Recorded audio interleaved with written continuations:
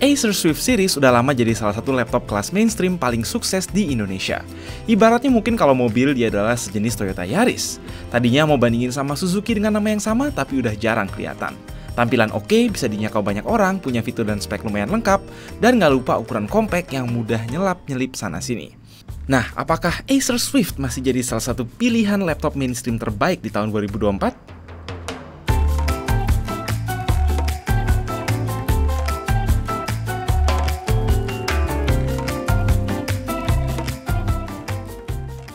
Pada titik ini rasanya udah agak bosen ya jelasin wujud Acer Swift.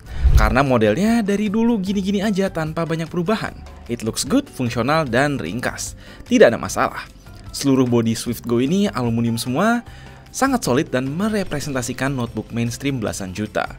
Tombol power nyatu sama sensor fingerprint, ada sistem elevated hinge yang layarnya bisa ditidurin sampai rata, dan Acer mengembalikan warna keyboard yang kontras terhadap warna bodi. Lalu, apa kalian lihat bahwa ada tulisan Swift yang menyala di sisi bawah touchpad? Yes, itu karena laptop ini punya sebuah trik sulap. Trik sulap ini ke-trigger otomatis saat buka YouTube, playback musik atau video, yang sangat welcome bagi siapapun yang butuh shortcut media control dan volume.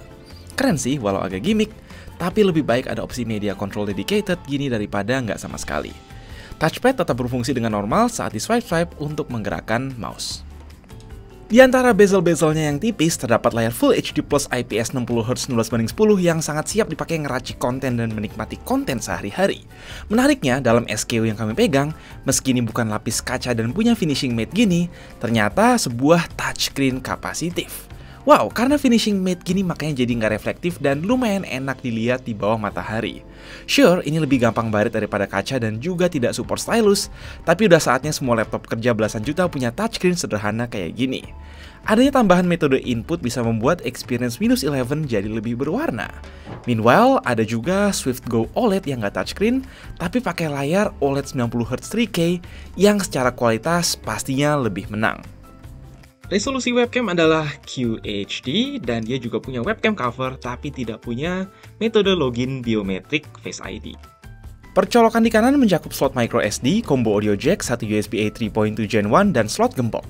Lanjut kiri ada dua USB-C Thunderbolt 4 full function, HDMI, dan satu lagi USB-A 3.2 Gen 1 always on. Acer Swift Go Touch tersedia dalam rasa prosesor Intel Core Ultra 5, Ultra 7, dan Ultra 9 seperti yang kami pegang. Dengan Arc Graphics 8 core dan TDP 45W, kita dapat salah satu performa CPU dan IGB paling gesit di kelas laptop Intel Evo.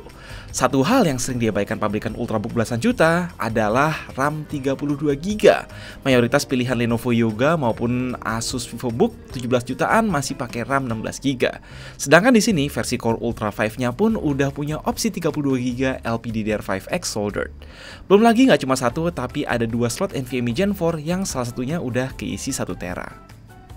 Namun seperti yang bisa kalian lihat, performa benchmarknya nggak beda bahkan sedikit di bawah VivoBook S14 OLED yang pakai prosesor Ultra 7 28W atau Yoga Pro 7 yang pakai Ryzen 7 35W. Memang kurang make sense ya ujung-ujungnya pakai Ultra 9 di kelas Ultrabook begini, dan most likely Swift Go versi Ultra 7 pun bisa ngasih performa yang kurang lebih sama. Render-renderan tentu bisa, namun nggak bisa dibandingin lah sama Ultrabook yang dibantu GPU RTX dalam hal kecepatan ekspor video dan render 3D misalnya. Sekali lagi, Intel Arc 8 Core tuh IGP yang sangat capable. Bisa dibandingin sekelas sama Radeon 780M atau GTX 1650 dalam hal raw power, meski secara driver gaming belum sebagus Radeon di sebagian besar game. However, kami jalanin Cyberpunk dan Horizon Zero Dawn setting medium jalan via upscaling, terus lancar dipakai main ZZZ dan Dota 2 rata kanan sekalipun nggak dicolok. Kekurangan laptop ini maybe terasa dengan manajemen panas yang kurang optimal dan belum improve sejak berapa tahun terakhir. Sure, kita ada sistem dual fan dan exhaust yang besar, tapi itu terpusat di satu heatsink pada engsel sisi kanan. Maybe kalau bisa dibagi dua sisi dan dua heatsink, distribusi panas dan kebisingan kipas akan lebih terbantu layaknya pada Lenovo Yoga. Untuk render-render singkat sih nggak masalah, cuma pas main game setengah jam lebih, panasnya bakal kerasa di ujung jari. Lanjut soal feel dan layout keyboard, memang belum terlihat banyak berubah sejak 2021 lalu. Keyboard standar Acer yang ringkas, nggak punya kolom page up, page down, home, dan end, tombol panah atas bawah sempit, backlit putih 2 tingkat, namun ada tambahan tombol baru yakni tombol Co-Pilot. Ada pula tombol Acer Sense yang memungkinkan kalian mengakses setting-setting penting. Kualitas speaker stereo ya standar, belum improve gimana dari pendahulunya. Terus daya tahan baterai ada di sekitar 11 jam playback YouTube. Apakah versi prosesor Ultra 7 atau Ultra 5 28 wattnya bisa lebih bagus? Memang kudu cek dulu sih. Dan surprisingly kita dikasih charger USB-C 100 watt yang maybe sedikit overkill untuk ukuran Core Ultra, mengingat ZenBook Duo dengan spek sama plus 2 layar aja cukup dikasih charger 65 watt. Pertanyaan penting yang tentunya bisa menentukan apakah ini sebuah pilihan oke atau enggak adalah membandingkannya dengan beberapa ultrabook merek-merek lain. Mulai dari VivoBook S14 OLED bikinan Asus yang speknya sama kayak SwiftGo 14 OLED versi Core Ultra 7 yang nggak touch, tapi Acer menang dari sisi RAM 2 kali lebih besar dan tambahan port Thunderbolt 4 satu lagi. Nah, kalau kalian mau nambah budget sejutaan lagi, ada Lenovo Yoga Pro 7 dengan kombinasi Ryzen 7 8845HS plus RTX 3050 yang jelas ngasih performa grafis ekstra untuk kebutuhan content creator yang lebih serius, bisa gantiin kebutuhan akan laptop yang lebih besar, namun again kurang di sisi RAM. Ketika RAM 32GB merupakan harga mati, ya memang sulit merekomendasikan laptop lain mengingat versi Ultra 5 yang harganya 14 juta pun udah pakai RAM 32GB.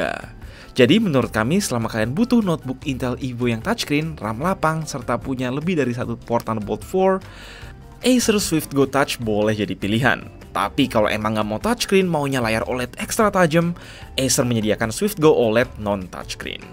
Itu dulu dari kami, saatnya kalian mendang-mending. Gue Mike, stay safe, stay healthy.